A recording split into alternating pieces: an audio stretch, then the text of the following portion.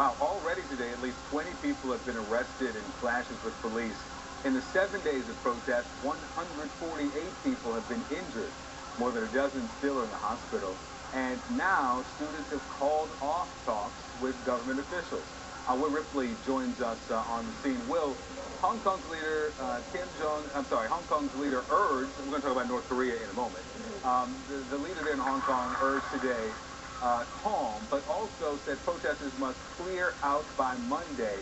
What if they don't leave? Well, that's really the million-dollar question right now, Victor and Christy, because we are 1 week into this, and we are now seeing perhaps the largest crowd in the heart of Hong Kong that we've seen since this movement began, despite repeated warning by the Hong Kong government, despite some action by police to try to encourage protesters to leave these areas, and of course the controversial actions on Sunday where tear gas was used against some of the unarmed protesters. All of that has only caused more Hong Kongers to rally in this area, fighting for true democracy in this city. So it leaves the government right now with a real dilemma. Do they try to mobilize the 35,000 Hong Kong police officers and try to disperse all of these protesters by force, or do they play the waiting game and see how long this drags out? If they do that, they risk continued financial trouble for the city, emergency services interrupted, and growing hardship for a number of people here who are divided and who feel that this has lasted far too long and essentially put the city into chaos and gridlock. Also, you have Beijing, the Beijing government that, of course, is very influential here. This is a Chinese city. They have to be concerned that this pro-democracy movement will spread to other Chinese cities. It's a real dilemma right now, but the protesters here are saying they're going to stand firm, Christy and Victor.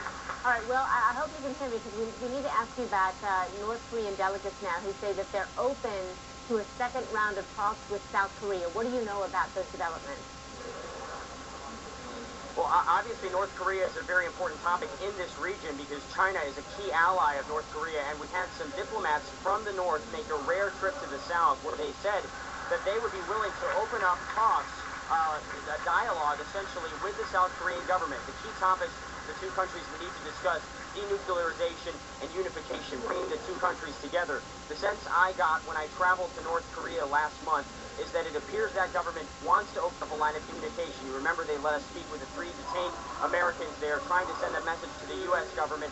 Now it appears the North is also trying to send a message to the South at a time when they're facing increased isolation. And this country, China, and the financial support and the trade that comes from China is one of the things that is helping the North Korean economy barely limp along. But times are not good for that country. It's also a troubling time for them, considering there are serious concerns about the health of their leader, Kim Jong-un. Yeah, and what is happening there?